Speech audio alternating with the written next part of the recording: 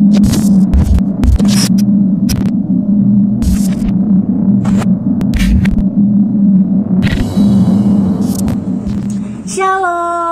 welcome to Master Plan Youth Online Service. Gimana kabar kalian hari ini? Pasti baik-baik aja kan? Tapi jika kalian sedang dalam keadaan tidak baik-baik aja, kalian sedang mengalami masalah, sedang sakit, atau sedang isoman, kalian tetap percaya ya guys, bahwa Tuhan selalu menyertai kita dimanapun kita berada dan apapun masalah kita. Dia pasti akan membimbing kita untuk kita bisa melewati masalah kita yang kita hadapin hari ini. Tetap semangat guys, karena Tuhan selalu bersama kita. Nah, untuk online service kita hari ini akan dilayani oleh Kak Jonathan Rafa dengan tema Another in the Fire. Pastikan kalian siapin catatannya guys, untuk kita bisa mencatat khotbah-khotbah kita hari ini. Sebelum kita mulai ibadahnya, tapi ada beberapa hal nih mau aku sampaikan kepada kalian. Yang pertama, EHF kita masih via online melalui Zoom meeting. Nanti linknya akan di-share di grup WA. Pastikan kalian cek ya guys. Kalian bisa ajak keluarga atau saudara kalian atau teman-teman kalian, supaya kita bisa sharing bareng, kita bisa cerita bareng, dan kita bisa ketemu via online. Lalu yang kedua, untuk persembahan dan persepuluhan bisa kalian kirimkan ke rekening yang ada di layar kaca, atau kalian bisa scan barcode yang ada di layar kaca. Lalu yang ketiga, online service kita minggu depan akan dilayani oleh Kak Ishak dari Muda dengan tema Roar into Whisper, yang diambil dari ayat Mazmur 107 ayat 29 yang berbunyikan, dibuat nyala badai itu diam sehingga gelombang-gelombangnya tenang. Pastikan kalian ikut ya guys untuk ibadah online service kita minggu depan. Nah, yang terakhir, tetap stay at home ya guys. Jika kalian masih belum ada kegiatan di luar rumah, tapi jika kalian sudah ada kegiatan di luar rumah seperti bekerja, membeli makanan, atau kalian membeli bahan-bahan kebutuhan rumah tangga, kalian tetap jaga prosedur kesehatan ya guys, memakai masker, menjaga jarak, mencuci tangan, memakai hand sanitizer, dan kalian harus menjaga imun kalian dengan meminum minuman vitamin, minum makanan yang bergizi, istirahat yang cukup, dan yang terpenting kalian harus memiliki hati yang gembira, karena hati yang gembira adalah obat. Nah, tanpa berlama-lama lagi, mari kita siapkan hati dan pikiran kita untuk memuji dan memuliakan nama Tuhan. Nah, selamat beribadah ya guys. Happy Sunday, God bless you.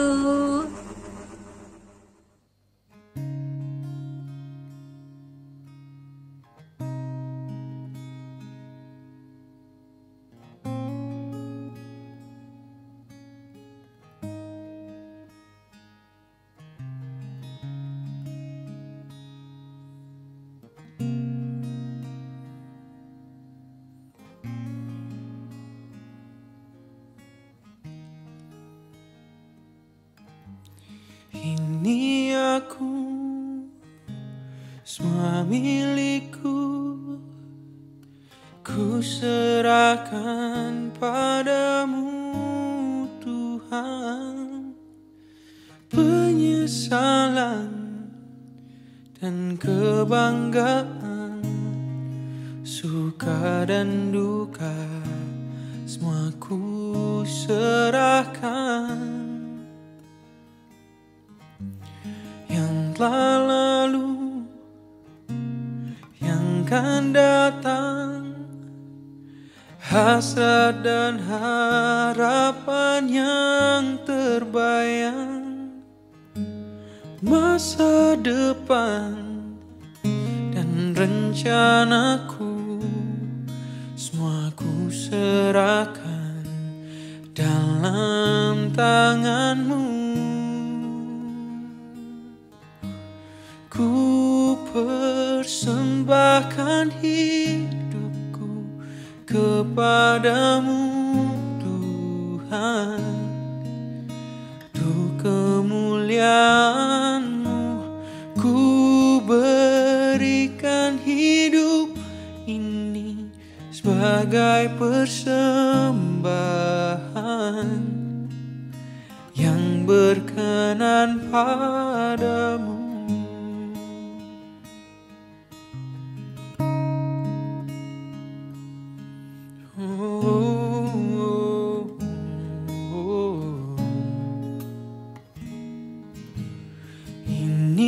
cintaku, semua milikku, ku serahkan padamu Tuhan. Penyesalan dan kebanggaan, suka dan duka, semua ku serahkan. Yang telah lalu, yang akan datang, hasrat dan harapan yang terbayang, masa depan dan rencanaku, semua ku serahkan dalam tanganmu. Ku persembahkan hidupku kepadamu Tuhan.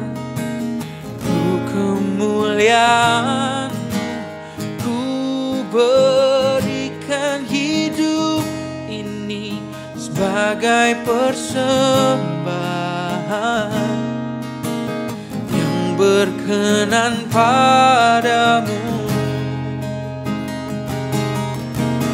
Ku berikan hidupku,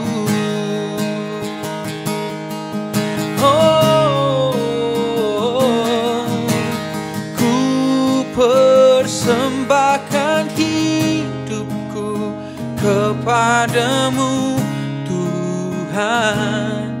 Untuk kemuliaan-Mu ku berikan hidup ini sebagai persembahan yang berkenan padamu. Ku berikan hidupku kepadamu Tuhanku.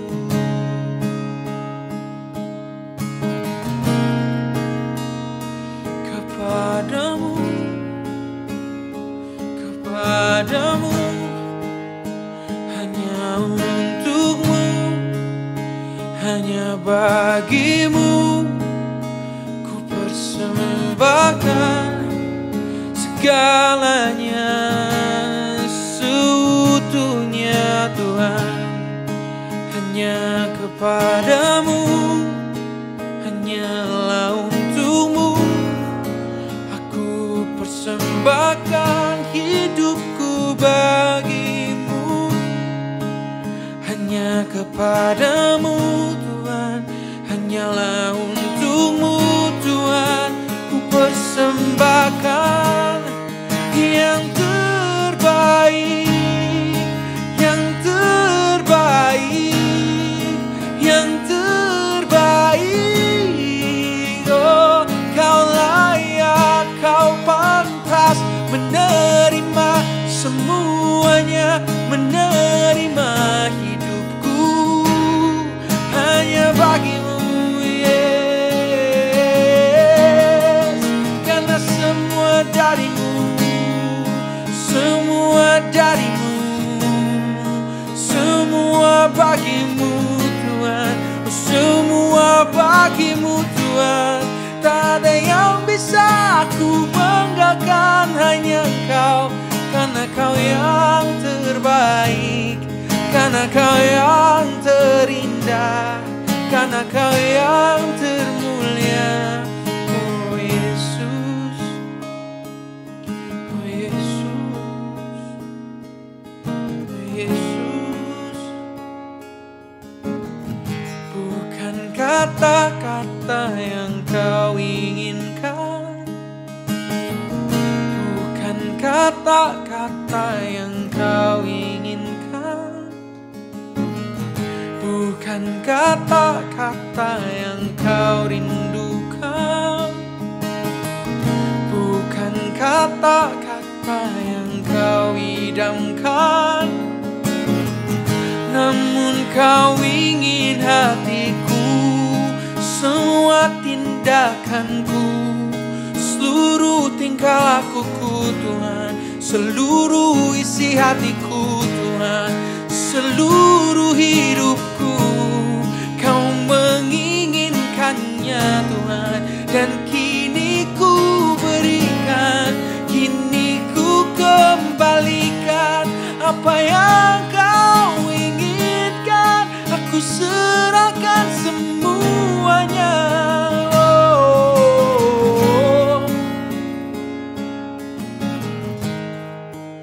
Karena Kau lebih dahulu, karena Kau lebih dahulu, karena Kau lebih dahulu, yes. Karena Kau lebih dahulu Tuhan, Kau alasanku mempersembahkan segalanya. Aku tahu ini berat, tapi Kau mampukanku untuk mempersembahkan yang kudus, yang berkenan, yaitu tubuhku sebagai bayi-Mu. Karena Kau lebih dahulu menyerahkan hidup-Mu Tuhan, ku persembahkan hidupku kepadamu Bapa.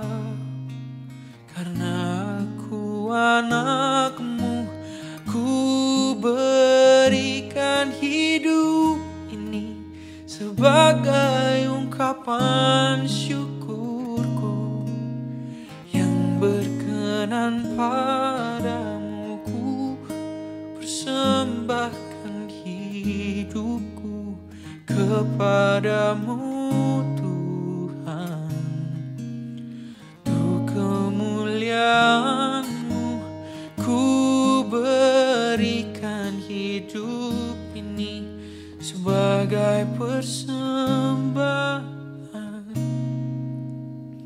yang berkenan padamu. Karena aku anak-Mu, ku mau mengasihi-Mu.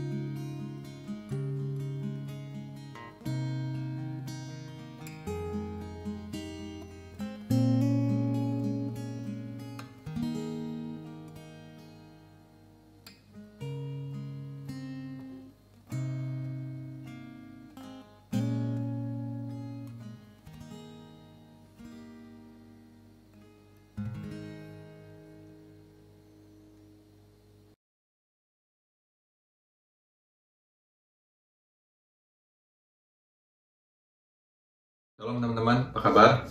Semoga kita semua dalam keadaan yang baik. Kita tetap semangat dalam melayani Tuhan, dalam menjalani hari-hari kita, karena saya percaya ya, kita punya Tuhan yang hebat, kita punya Tuhan yang setia. Bahkan mungkin sekalipun kadang-kadang kita nggak setia sama Dia, tapi Tuhan tetap menunjukkan kesetiaannya bagi kita ya, dengan memelihara kehidupan kita. Oke, thank you Randy buat kepercayaannya sekali lagi. ya saya boleh sampaikan firman Tuhan, saya boleh sharing sedikit soal firman Tuhan. Mungkin nggak panjang, nggak lama, tapi saya berharap apa yang saya sampaikan ini bisa menguatkan setiap kita, khususnya di tengah kondisi atau keadaan seperti ini ya. Things are not getting better yet, tapi saya percaya kalau kita punya iman yang sungguh-sungguh di hadapan Tuhan, maka janji-janji Tuhan dalam hidup kita pasti akan digenapi. Sekalipun keadaan nggak baik, kita tetap punya iman yang teguh sama Tuhan ya. Oke. Tema besarnya bulan ini Be Still. Kemudian Randy berikan saya subtemanya Another in the Fire, kisah tentang Sadrak, Meshach, dan Abednego. Sebelum saya sampaikan firman Tuhan, kita berdoa terlebih dahulu ya. Tuhan, terima kasih buat hari ini, terima kasih buat kesempatan yang Tuhan berikan kepada kami untuk kami masih boleh beribadah sekalipun masih secara online. Dan hari ini kami mau dengar sedikit dari firman-Mu Tuhan, biar Roh-Mu yang kudus memberikan kami hikmat, memberikan kami pengertian supaya apapun yang kami dengar boleh tertanam, bertumbuh dan berbuah, sehingga nama Tuhan dipermuliakan. Urapi hamba-Mu yang akan sampaikan firman-Mu, urapi setiap kami yang mendengar secara online. Kami tahu kuasa-Mu tidak terbatas ruang dan waktu. Kami tahu Tuhan, ketika kami datang dengan hati yang haus dan lapar akan Engkau, Engkau akan puaskan setiap kami, sehingga kami boleh dipenuhkan, sehingga hidup kami boleh berdampak bagi banyak orang, dan terlebih mempermuliakan Engkau. Terima kasih Bapa, di dalam nama Tuhan Yesus, kami siap belajar firman-Mu. Amin. Oke. Sadrak, Meshach, dan Abednego ya. Kita akan belajar dari kisah 3 orang ini yang terkenal ya dalam kisah dan kitab. Saya pribadi pun sudah tahu dari sejak saya masih sekolah minggu. Saya tidak tahu dengan teman-teman apakah ada yang sudah dengar kisah tentang Sadrak, Meshach, Abednego dari sejak sekolah minggu seperti saya, atau baru ketika teman-teman remaja, atau bahkan mungkin hari ini teman-teman baru dengar kisah tentang Sadrak, Meshach, dan Abednego. Ya, kisah tentang ketiga orang ini sangat terkenal. Bagaimana Allah menyelamatkan mereka dari dapur perapian yang meluputkan mereka dari hukuman Raja Nebukadnezar pada masa itu. Tercatat dalam Daniel pasal yang ketiga ya, dari ayat yang pertama sampai ayat yang terakhir itu akan membahas kisah tentang Sadrak, Meshach, dan Abednego. Baik, saya akan bahas sedikit ya tentang ketiga orang ini, latar belakang atau background yang mereka miliki dari kisah ini. Hanya superficial, artinya tidak mendalam. Saya temukan dari pasal yang pertama sampai pasal yang kedua, siapa sih mereka ini sebenarnya dan posisi apa yang mereka punya di kerajaan Babel saat itu. Oke, yang pertama, mereka adalah orang-orang yang terpilih. Ya, ini tercatat dalam Daniel pasal yang pertama, ayat 3 sampai dengan yang keempat. Firman Tuhan bilang begini, lalu Raja bertitah kepada Aspenas, kepala istananya, untuk membawa beberapa orang Israel yang berasal dari keturunan Raja dan dari kaum bangsawan, yakni orang-orang muda yang tidak ada sesuatu celah, yang berperawakan baik, yang memahami berbagai-bagai hikmat, berpengetahuan banyak, yang mempunyai pengertian tentang ilmu, yakni orang-orang yang cakap untuk bekerja dalam istana raja, supaya mereka diajarkan tulisan dan bahasa orang Kasdim. Jadi Sadrak, Meshach, dan Abednego adalah orang-orang yang dipilih, ya, orang-orang terpilih. Bukan tanpa alasan mereka dipilih. Kenapa? Karena titah raja jelas, harus cari orang-orang dari keturunan raja dan dari kaum bangsawan, punya spesifikasi atau punya persyaratan A, B, C, D, E, F, dan seterusnya. Dan didapatilah di antara mereka yang terpilih ada Sadrak, Meshach, dan Abednego. So they are not regular people ya. Mereka bukan orang biasa, tapi orang-orang yang memenuhi syarat raja dan akhirnya mereka terpilih. Oke, itu background yang pertama. Yang kedua, Daniel pasal yang pertama ayat yang ke-8 bilang begini. Daniel berketetapan untuk tidak menajiskan dirinya dengan santapan raja dan dengan anggur yang biasa diminum raja. Dimintanyalah kepada pemimpin pegawai istana itu supaya dia tak usah menajiskan dirinya. Memang saya hanya mengutip ayat yang ke-8, tapi kalau teman-teman baca dari ayat-ayat sebelumnya dan ayat sesudahnya, ya, memang Daniel yang berkata ini kepada pelayan raja tersebut, tetapi Daniel ini mewakili teman-temannya, yaitu Sadrak, Meshach, dan Abednego. Ya, dari ayat ini apa yang saya simpulkan buat teman-teman tentang background atau latar belakang dari Sadrak, Meshach, dan Abednego, bahwa mereka bukan cuma sebagai orang yang dipilih, Tetapi mereka juga orang-orang yang mendapat perawatan dan perhatian dari raja. Jadi mereka orang-orang yang mendapatkan special attention dari raja, bahwa they are being chosen, mereka dipilih. And then raja bawa mereka untuk dirawat, untuk diperhatikan, untuk diberikan pelayanan yang baik. Supaya apa? Supaya mereka tetap dalam keadaan yang baik, bahkan mungkin lebih baik menurut pandangan dari sang raja. Ya, jadi bukan hanya dipilih, tapi mereka juga orang-orang yang mendapatkan perhatian khusus dari sang raja. So they are very special. Ya, mereka orang-orang yang spesial. Lalu yang ketiga, ya, ini saya hanya ngambil 4 saja dari yang saya temukan di pasal pertama sampai pasal yang kedua dari kitab Daniel. Siapakah Sadrak, Mesak, Abednego? Daniel pasal yang pertama ayat 19 bilang begini, Raja bercakap-cakap dengan mereka dan di antara mereka sekalian itu tidak didapati yang setara dengan Daniel, Hananya, Misael, dan Azaria, which is itu adalah Sadrak, Mesak, dan Abednego. Maka bekerjalah mereka itu pada raja. Yang ketiga adalah bahwa mereka orang-orang yang berhikmat. Bukan hanya dipilih karena penuh syarat ini. Bukan hanya sekedar mendapatkan pemeliharaan atau perhatian khusus dari raja, tetapi memang mereka juga adalah orang-orang yang berhikmat, orang-orang yang punya pengetahuan yang khusus, special. So these guys are very special, ya. Mereka orang-orang spesial, dipilih, diperhatikan raja, dan memang mereka orang yang berhikmat. Lalu Daniel pasal yang kedua ayat 49, atas permintaan Daniel, raja menyerahkan pemerintahan wilayah Babel itu kepada Sadrak, Mesak, dan Abednego, sedang Daniel sendiri tinggal di istana raja. Berarti Sadrak, Mesak, dan Abednego adalah orang-orang yang diberikan kepercayaan khusus oleh raja. Jadi mereka dipilih, mereka diperhatikan khusus oleh raja, mereka orang-orang yang berhikmat, dan mereka diberikan kepercayaan.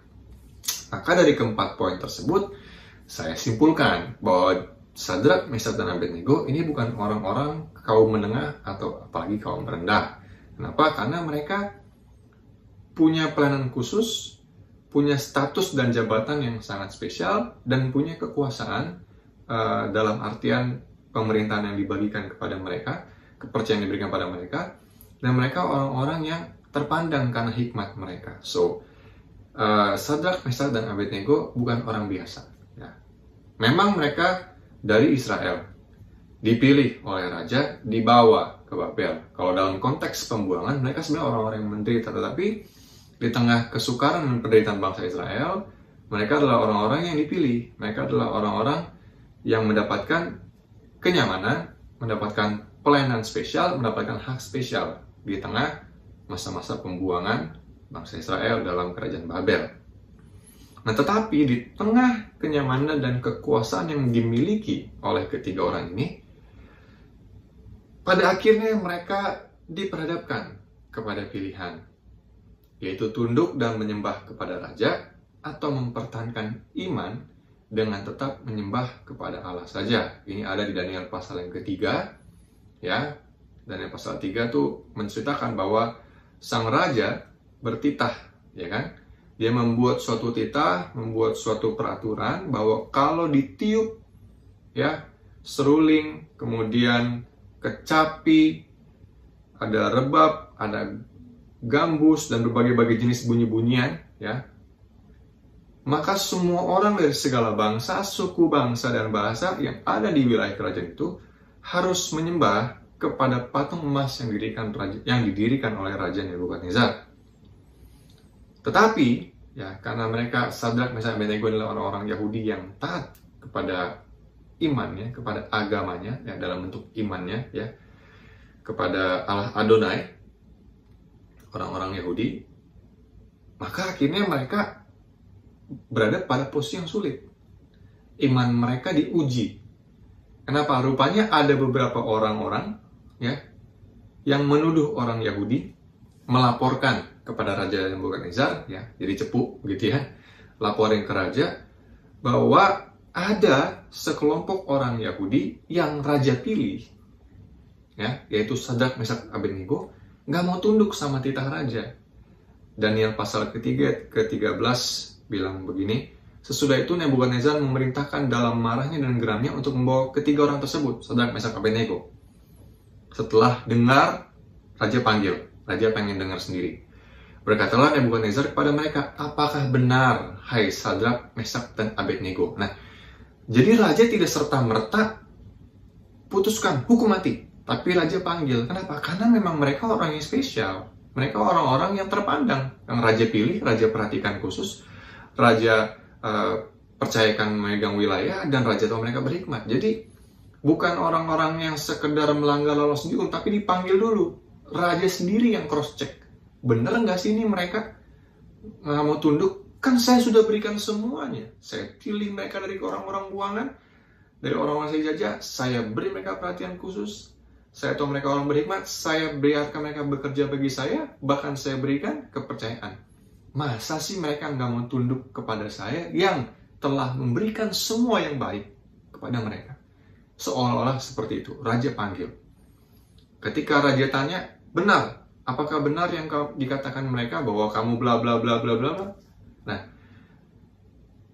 raja bilang begini, sekarang jika kamu bersedia, demi kamu mendengar bunyi sangkakala, seruling kecapi, rebab, gambu, serdang, dan berbagai-bagai jenis bunyi-bunyian, sujudlah menyembah patung yang kubuat itu. Tetapi jika kamu tidak menyembah, kamu akan dicampakkan seketika itu juga ke dalam perapian yang menyala-nyala, dan dewa manakah yang dapat melepaskan kamu dari dalam tanganku?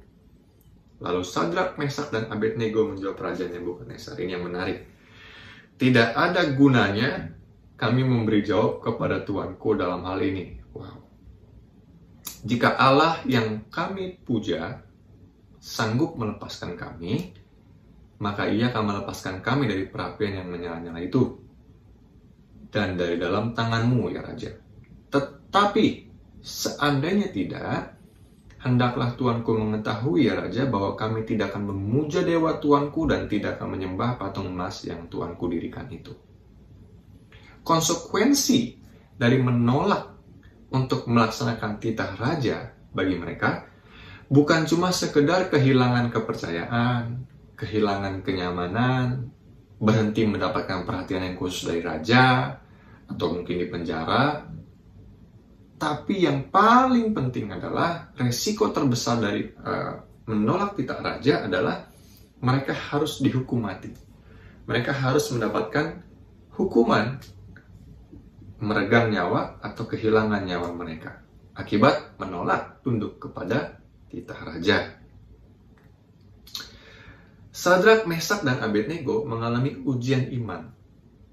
Ujian iman yang dialami mereka bukan ujian iman biasa yang berkenaan dengan penghidupan akan kebutuhan lahiriah. Berapa banyak di antara kita yang ketika digoncang hal-hal lahiriah kita anggap itu sebagai ujian iman terbesar dalam hidup kita. Ya kan? Kita berpikir bahwa, wah, saya sedang diuji iman saya, ini berat sekali buat saya. Padahal, apa yang kita anggap sebagai ujian iman itu masih sifatnya itu kebutuhan lahiriah gitu. Kalau mereka Sadrak, Mesak, Abednego, ujian iman mereka ini taruhannya bukan sekedar lapar atau gak bisa bayar ini itu, ya, tapi nyawa. Taruhannya nyawa. Jadi menurut saya, maaf, saya tidak merendahkan siapapun, menurut saya, ya, kualitas atau kadar iman kita masih di bawah lah kalau kita hanya berfokus bahwa hal-hal lahiriah lah merupakan ujian iman terbesar untuk kita. Enggak. Karena kita nggak sampai taruhannya nyawa. Kita belum pernah diperhadapkan kepada pilihan, ayo pilih sembah Allahmu, lalu mati, atau tinggalkan Allahmu dan kamu hidup. Nah, jadi ujian iman tuh jangan jangan diturunkan. Maksud saya tidak maksud menyinggung teman-teman, tapi ujian iman itu jangan hanya berfokus pada hal-hal lahiriah gitu ya, sifatnya kebutuhan dasar, sandang pangan papan, atau lebih parahnya lagi ujian iman hanya berkenaan dengan status karena pekerjaan atau status ekonomi, sosial. Those things are not important gitu, nggak penting serius. Sadrak, Mesak, Abednego diberikan pada ujian iman yang taruhannya itu nyawa, bukan sekedar kelaparan, bukan sekedar jadi miskin, tapi nyawa, ya, mati. Kita tahu bahwa mereka memutuskan untuk tidak melakukan titah raja, ya kan? Akhirnya mereka mendapat hukuman, dibuang ke dalam perapian yang menyala-nyala. Daniel pasal yang ketiga, ayat ke-19, maka meluaplah kegeraman Nebukadnezar, air mukanya berubah terhadap Sadrak, Mesak, dan Abednego. Dari yang respect sama mereka jadi marah karena menolak titah raja. Lalu diperintahkannya supaya perapian itu dibuat 7 kali lebih panas dari yang biasa. Ini artinya dendam, benar-benar benci banget.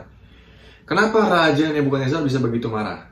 Yang pertama, bukan cuma sekedar menolak titah raja, tapi yang kedua, mereka Sadrak, Mesak, Abednego mempermalukan raja di depan banyak orang. Kenapa? Karena yang nontonin mereka saat itu di dalam, menurut saya dalam ruangan itu bukan cuma sekedar raja dengan 3 orang itu, tetapi ada yang lain. Alkitab mencatat.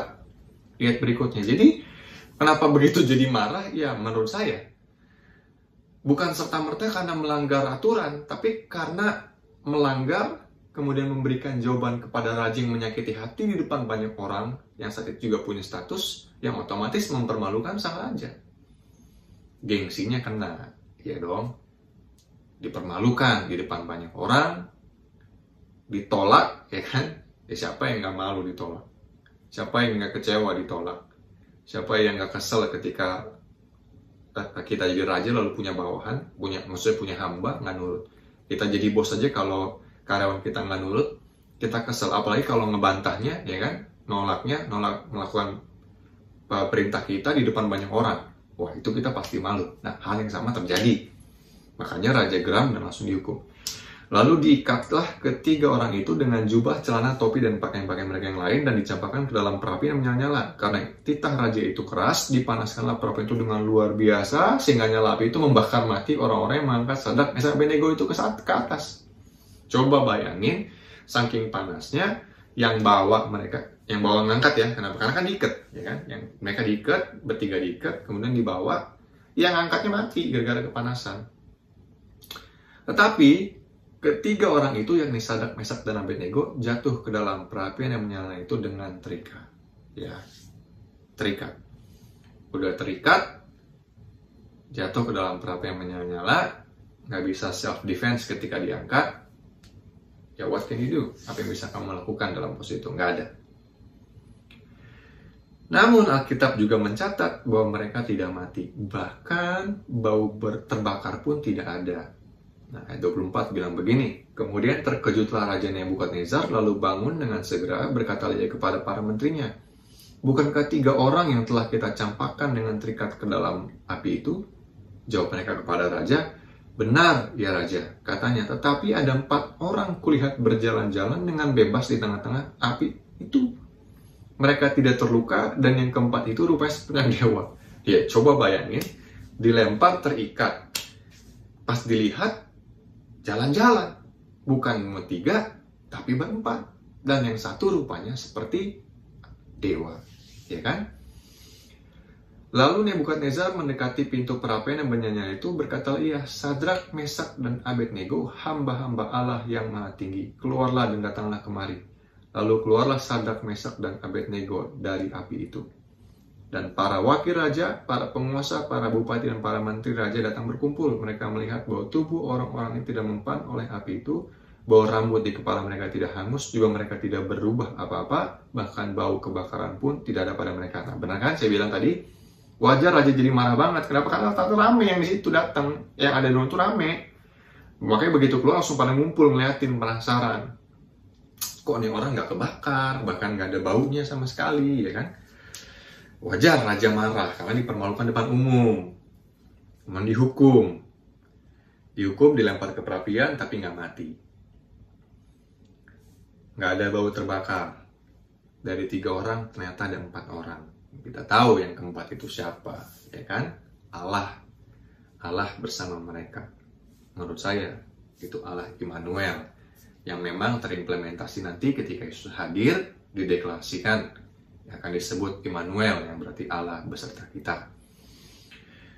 Teman-teman perlu tahu bahwa Allah yang kita sembah itu bukan cuma sekedar Alfa yang awal dan Omega yang akhir, tapi menurut saya dia Allah Immanuel, artinya dia beserta kita. Ya, day by day dalam akhir hidup kita, Allah ada bersama kita, baik di dalam api maupun di luar api, baik dalam pencobaan maupun di luar pencobaan, baik dalam ujian yang kita hadapi maupun dalam keadaan kita yang mungkin baik-baik saja. Menurut saya, dia Allah Immanuel yang selalu ada dalam kondisi yang baik maupun dalam kondisi yang tidak baik. Kadang-kadang memang bagi kita akan lebih nyata Allah itu ketika kondisi kita tidak baik. Bahkan mungkin Tuhan sengaja izinkan kita mengalami kondisi yang baik supaya kita semakin mengenal Dia dan tidak lupa bahwa Dia Allah Immanuel, ya, supaya naik level iman kita. Alkitab mengatakan begini dalam Ibrani pasal 4 ayat 14-15, karena kita sekarang mempunyai imam besar agung yang telah melintasi semua langit, yaitu Yesus anak Allah. Baiklah kita teguh berpegang pada pengakuan iman kita, ya, seperti Sadrak, Mesak, Abednego. Sebab imam besar yang kita punya bukanlah imam besar yang tidak dapat turut merasakan kelemahan-kelemahan kita. Sebaliknya sama dengan kita, ia telah dicobai, hanya tidak berbuat dosa. Kita pun pernah mendengar ayat ini. Pencobaan-pencobaan yang kamu alami ialah pencobaan-pencobaan biasa yang tidak melebihi kekuatan manusia. Sebab Allah setia, ya, Allah setia. Dan karena itu ia tidak akan membiarkan kamu dicobai melampaui kekuatanmu. Pada waktu kamu dicobai, ia akan memberikan kepadamu jalan keluar, sehingga kamu dapat menanggungnya. Itu ada di 1 Korintus pasal 10 ayat 13. Pertanyaan saya, buat kita semua, sama-sama jawab. Kalau tadi dikatakan bahwa Allah, ya kan, setia, Dia tidak akan membiarkan kita dicobai melampaui kekuatan kita, pertanyaan saya begini. Apakah ini berlaku juga untuk Sadrak, Mesak, Abednego? Menurut saya iya. Pertanyaannya adalah, apakah Sadrak, Mesak, dan Abednego tahu bahwa apa yang mereka hadapi tidak melampaui kekuatan mereka? Jadi ketika mereka diperhadapkan kepada kematian, karena tunduk atau menyembah hanya kepada Allah Adonai, dan hidup kalau mereka tunduk dan sujud menyembah kepada patung raja, menurut saya mereka tidak bisa mendefinisikan apa yang mereka hadapi ini tidak melampaui kekuatan mereka atau tidak. Sama halnya dengan kita. Ketika kita sedang dihadapi pada persoalan hidup, kita nggak bisa ngedefine apakah this is beyond our limit, beyond our power, atau ini enggak. Ya, apakah ini melebihi batas kemampuan kita, atau ini nggak melebihi batas kemampuan kita. Menurut saya, akan sulit bagi kita untuk mendefine hal itu.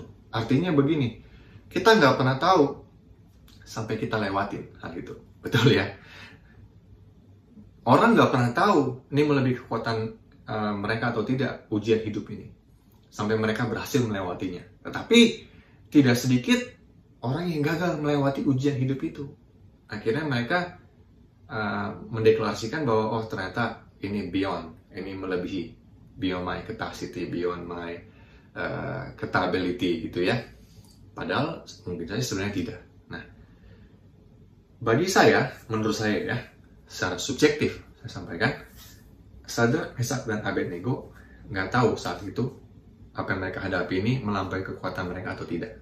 Bagi saya, yang mereka tahu adalah bahwa jika mereka menolak titah raja, hidup mereka selesai saat itu juga. Ya, itu yang mereka tahu menurut saya. Menurut saya ulangin. Yang mereka tahu adalah bahwa jika mereka menolak titah raja, hidup mereka selesai saat itu juga. Done. Finish. Over. They're out. Ya. When they reject and refuse to submit kepada titah raja tadi, ya, dan kelar. Itu menurut saya. Itu yang mereka tahu. Yang tidak mereka tahu adalah bahwa Allah akan hadir bersama mereka dalam perapian. Betul ya? Saya ulangin. Yang mereka tahu saat itu, kalau mereka tolak titah raja, pasti mati.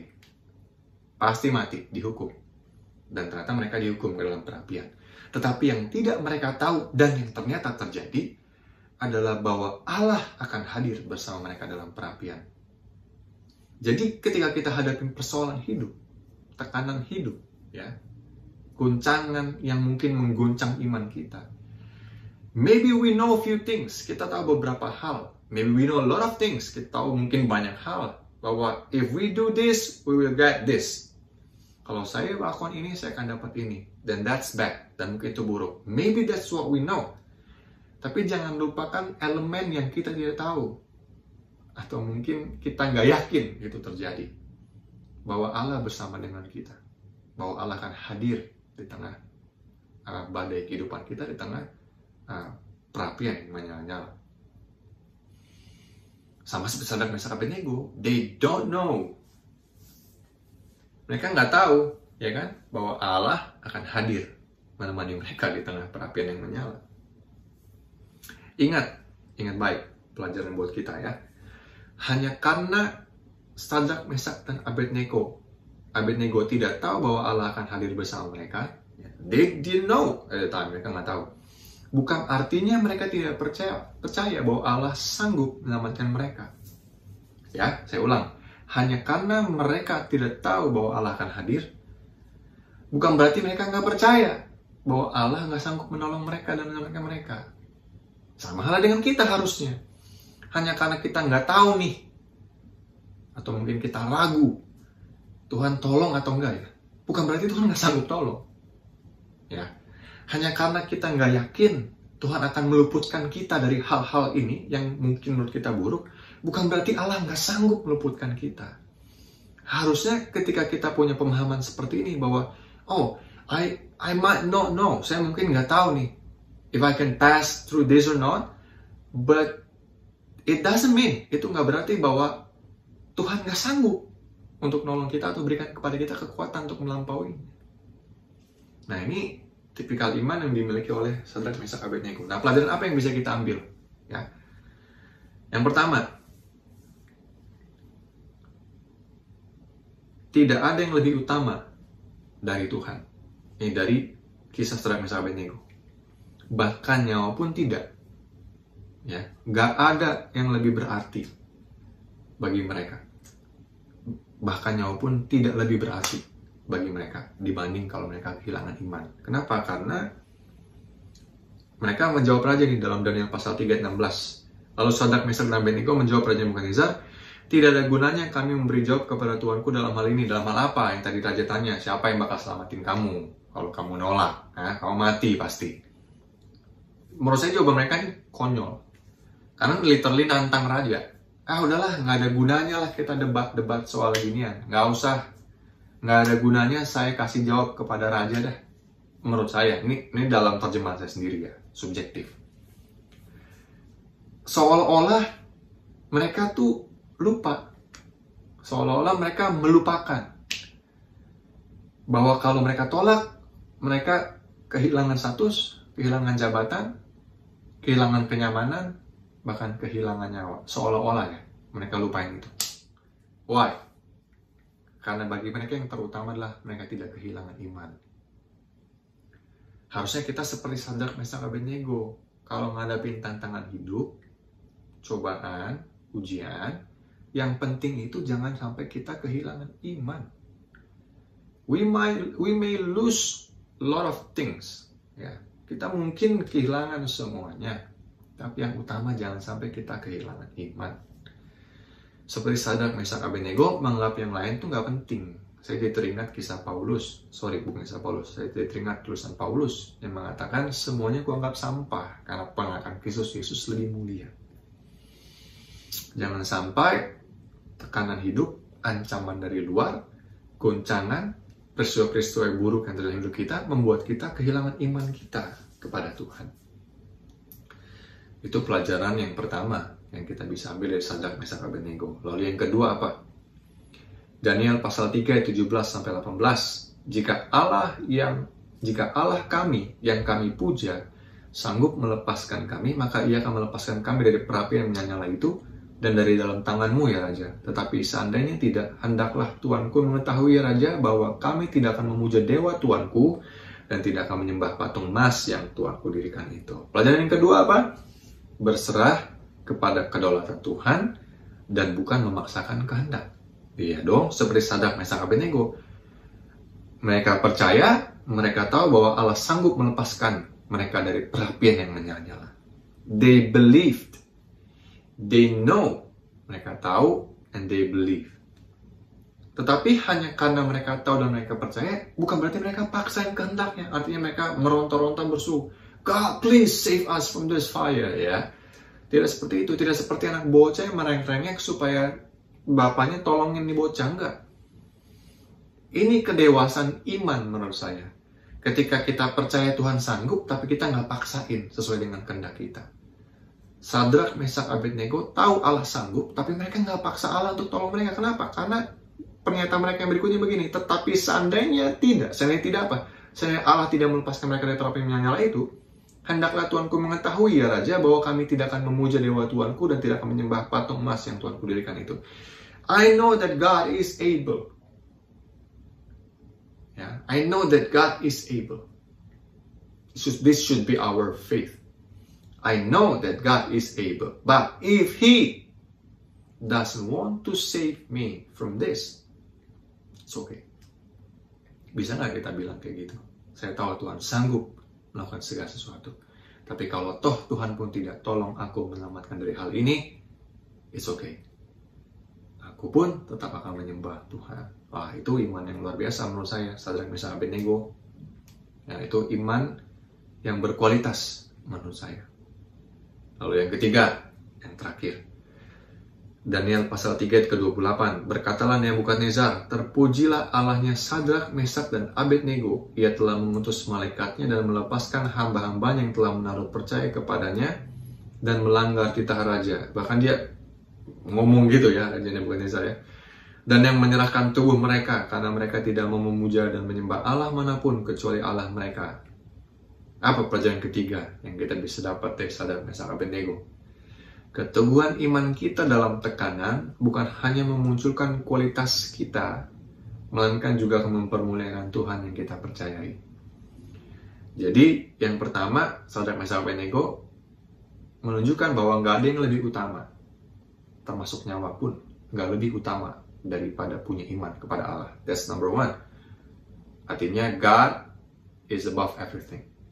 Yang kedua, berserah kepada kedaulatan Tuhan dan bukan memaksakan kehendak, ya.